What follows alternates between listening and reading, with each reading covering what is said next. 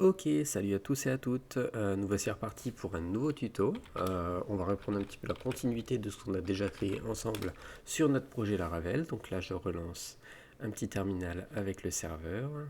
J'ai rien qui tourne dessus, c'est parfait. On va recréer deux autres blocs terminal. Je vais lancer un watch, ça vous le savez maintenant. C'est pour les modifications de style notamment et de JS. J'ai donc lancé mon serve qui me permet de simuler mon serveur, évidemment.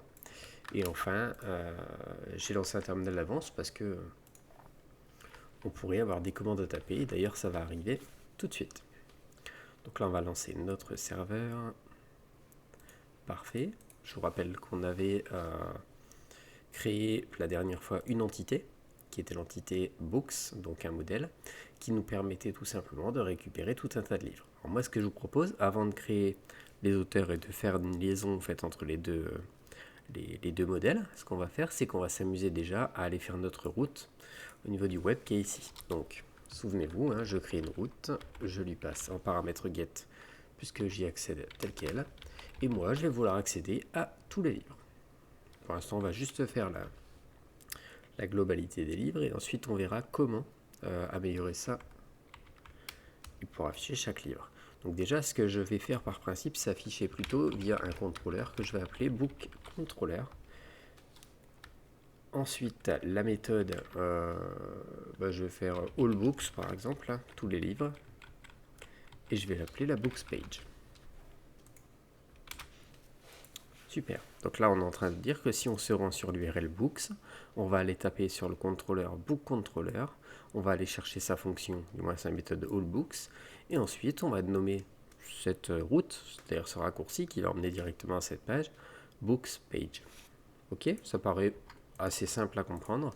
Donc là, il nous manque plusieurs choses, évidemment. D'abord, il nous manque le contrôleur book controller qui n'existe pas. Donc, on va aller prendre ce terminal-là et on va retaper php artisan make controller. Et nous, on va créer un book controller. Ok, super, il s'est bien créé, il est présent ici. Et on a dit qu'à l'intérieur, on allait créer nous une méthode, une public function qui va s'appeler allBooks. Et cette public méthode, quel est son rôle? Elle est de retourner la vue qui s'appellera books page, puisque c'est comme ça que nous l'avons appelé.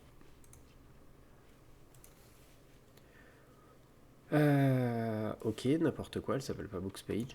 On va l'appeler books tout court. Par contre, on va peut-être la situer dans un dossier books. Alors j'aurais pu l'appeler books page, c'est pas le problème, après on va se perdre un petit peu dans ce que je fais. Ok, donc on va aller dans nos ressources, dans nos views, et ici on va s'amuser à créer un folder qu'on va appeler books. D'ailleurs j'ai un auteur ici qui sert à rien, parce qu'on l'a pas encore vu. Donc le books, ok. À l'intérieur, il nous faut un template books.blade.php. Ok, donc en fait, si on reprend tout le contexte, si je tape sur books ici, il va chercher le book controller, il va taper all books et il va m'afficher le contenu. Tout ça, il va l'appeler books page. Donc ça veut dire que déjà au niveau de mon header, je vais pouvoir dire maintenant, si je veux voir tous les livres, il me suffira d'être orienté vers books page. Donc ce lien, on peut bien évidemment l'appeler books. Ok. Et maintenant, on va essayer d'aller voir un petit peu ce que ça donne. Je rafraîchis, je lance books, et là, je vais avoir quelques erreurs. La première, book controller, on l'a déjà vu ensemble.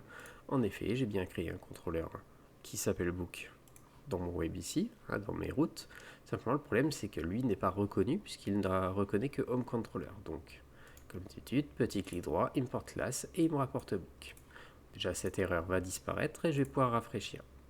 Je me retrouve maintenant avec une page blanche. Ça, c'est normal puisque notre viewbooks ne comprend rien du tout. Donc là, c'est pareil. On sait qu'il faut extend le layout up et qu'ensuite, il va falloir créer une section qui va s'appeler content. Vous voyez, avec l'autocomplétion, maintenant, tout c'est tout seul. Hop. Alors, attention. Voilà, c'est beaucoup mieux. Et à l'intérieur, pour l'instant, on va juste mettre un petit allbox. Super. Hop. Voilà, je suis bien sur ma page All Books, About Us, Home et ainsi de suite. Donc tout ça, c'est bon.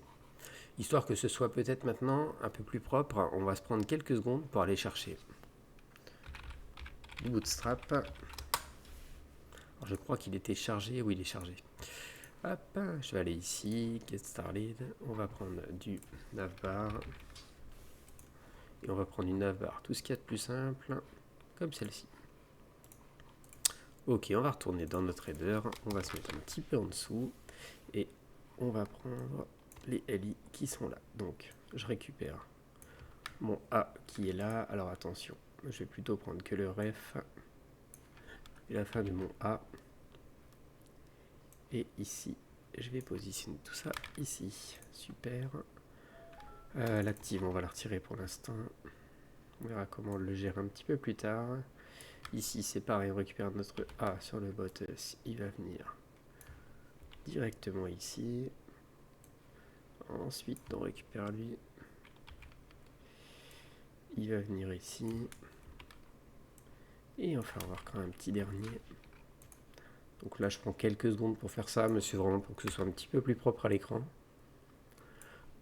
On a quelque chose d'un peu plus sympa à regarder quand même, parce que on a un menu qui est vraiment moyen. Ok, c'est déjà un peu plus classe, un peu plus sympa. Donc, cette navbar, on va le dire tout de suite, toi, tu prends un petit MB5 en permanence, bien évidemment. Et ici, tu vas pas me mettre en fluide, mais en classique.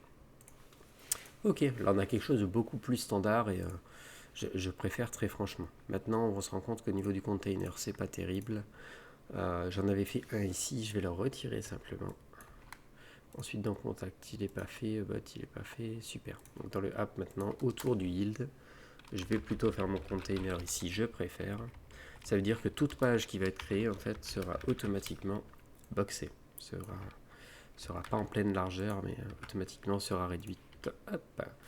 Mes books sont là, mon test, c'est bon. Ok, donc là j'ai rien fait d'extraordinaire, hein. J'ai juste refait un petit peu de style de manière à ce qu'on ait visuellement quelque chose de plus sympa. Maintenant, ce qui pourrait être très bien aussi, ce serait d'aller chercher un petit peu tous les livres, parce que c'est vrai que là, on est en train de dire qu'on va aller sur la vue où il y a tous les livres, on ne le liste pas, donc ça c'est un peu dommage. Donc là, on peut en fait, en utilisant les fonctions naturelles de Symfony, récupérer tous les livres. Pour ça, on va écrire simplement books va être égal finalement à book, puisque là on peut utiliser sa fonction, et je ne vais pas utiliser le all, alors je crois que ça fonctionne par all, mais je vais utiliser le get. Ok, et je vais dire simplement maintenant à cet endroit dans la vue, comme quoi je veux compact, sans la vue ensemble, books. C'est-à-dire qu'en fait il va me créer une clé books qui va avoir pour data le $books. Alors ici on se rend compte qu'il ne reconnaît pas book, c'est normal, hein, il n'a pas chargé directement ce modèle-là, je vais le forcer à le charger et ok. Donc là, qu'on se comprenne bien, ici, on va demander à Laravel de récupérer tous les objets dans la table books. Et ensuite ici, on retourne notre vue avec les books intégrés. C'est-à-dire qu'en fait, maintenant, quand je vais retourner dans books ici, à cet endroit-là, je vais pouvoir les utiliser. Et pour les utiliser, on va faire comme on fait d'habitude, on va faire un Noël, comme ça sera avec des chiffres. Et à l'intérieur, on va s'amuser à faire juste un petit for each. Et là, on va lui dire que pour chacun des livres, en tant que livre, on voudrait, avant la fin du for each évidemment, afficher un LI qui, lui, aura simplement à l'intérieur le book, et je crois que c'est non, mais je ne suis pas sûr de mon coup. Je crois que c'est le...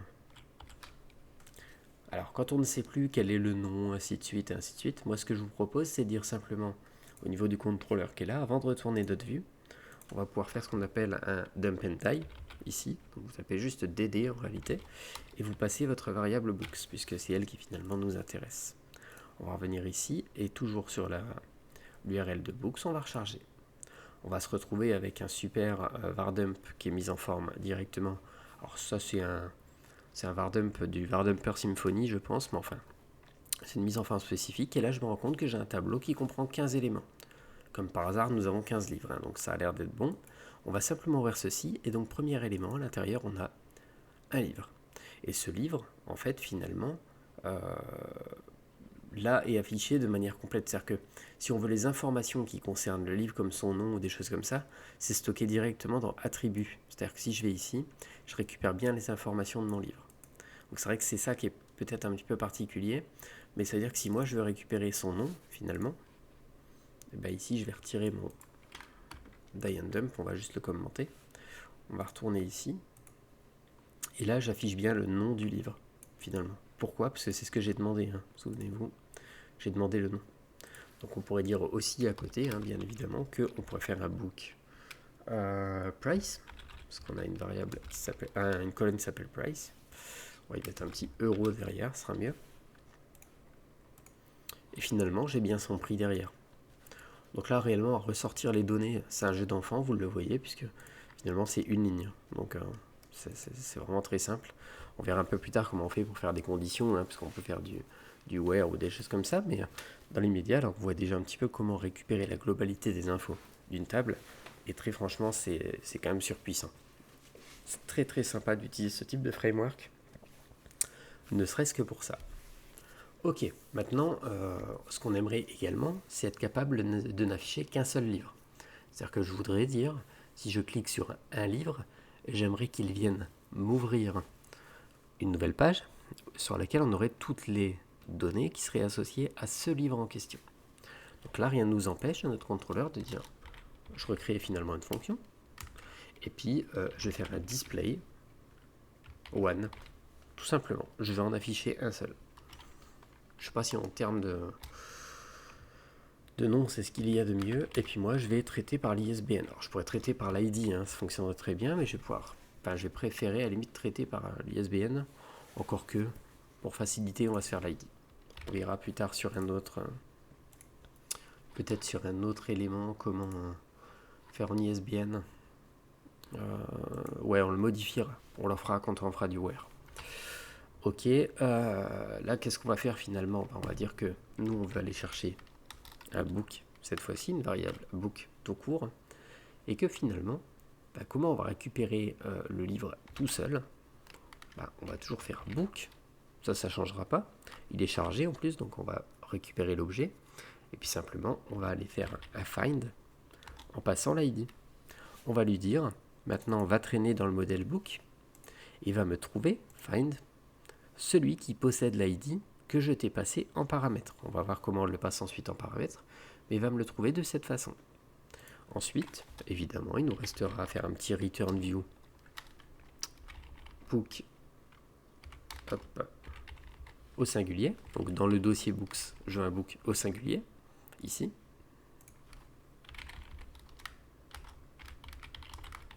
Donc là, vous comprenez la nuance, hein. Le book, ce sont tous les livres. Le book, ce sera un seul, hein, simplement. Je vais quand même récupérer un peu le même template. Et je vais juste changer ce for each qui finalement n'a pas lieu d'être. Et puis on va mettre titre du livre. Puis on le mettra en dessous dans une balise P, peu importe. Et donc lui, ça sera forcément book. Et non. Ok, super. Donc on retourne au niveau de notre contrôleur s'il nous dit qu'il y a un souci. Oui, forcément, il manque le point virgule. Et puis n'oublions pas qu'il faut que je passe en théorie mon compact book. Ok, donc là on comprend bien que ici on va rechercher donc au sein du modèle book va me chercher celui qui, et puis derrière ça dépend ce qu'on a passé, et nous c'est celui qui a l'ID de l'ID qui est présent ici. Donc find, en fait lui il faut savoir que lui tape directement sur l'ID, hein. C'est son principe même. Ok, maintenant je vous propose de rafraîchir, et ce qu'on va faire c'est qu'on va essayer d'aller sur le books numéro 3 par exemple. Donc là j'ai une erreur. Ok, c'est à peu près normal puisqu'on lui demande de retourner sur la vue book. Et si je retourne sur mes routes qui sont ici, j'ai pas créé book. Donc on duplique, on retire ce S. Ici, on sait que c'est display one, puisque c'est comme ça que nous l'avons appelé. Et ici, on sait que c'est book. Alors je vais réessayer, mais ça fonctionnera bien évidemment toujours pas. J'ai toujours une erreur. Pourquoi? Parce qu'en fait, display one s'attend à avoir un paramètre passé qui est l'ID. Or là, je ne le passe pas. Donc là, ce qu'il va falloir bien évidemment faire, ça va être réfléchir à une solution qui va permettre de montrer là où est situé habituellement l'ID. C'est-à-dire qu'on n'a pas besoin d'expliquer qui est l'ID ni quoi que ce soit, mais il va falloir quand même lui montrer où est-ce qu'il se positionne. Et bien en fait, c'est dans l'URL. Nous, finalement, l'ID va être où? Il va être ici. Donc ici, on va lui mettre simplement un petit ID. Donc on n'a pas besoin du dollar, pardon. On a besoin que du nom. Ensuite, par contre, quand on va chercher la méthode, là, il y a le dollar. Il faut bien que les deux se correspondent, hein, sinon il se reconnaîtra pas. Hein. C'est basé sur ce principe. Hein. Je vais essayer de rafraîchir ma page. Et là, j'ai bien mon titre du livre et j'ai bien celui-ci. Si je vais en numéro 4, j'ai bien mon titre de livre. Si je vais en numéro 5, et ainsi de suite, et ainsi de suite. Alors là, on est en train de se dire génial, mais enfin, taper à la main, c'est pas cool. Donc là, on va retourner au niveau de nos livres. On va essayer de travailler un tout petit peu le fait que ceci soit cliquable. Donc là, en effet, je vais faire une balise A, je vais faire un ref. Et puis, comme d'habitude, hein, je serais tenté de dire, je vais faire book directement ici. Et puis derrière, je vais passer le fameux book. Et au lieu de passer le nom, je vais passer l'ID.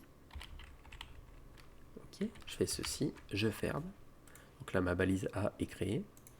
Et puis derrière, je vais peut-être pas mettre mettre que le titre quand même. Hop. Ok. Donc je serais tenté de faire ça, hein, ce qui fait que quand je vais aller sur Books,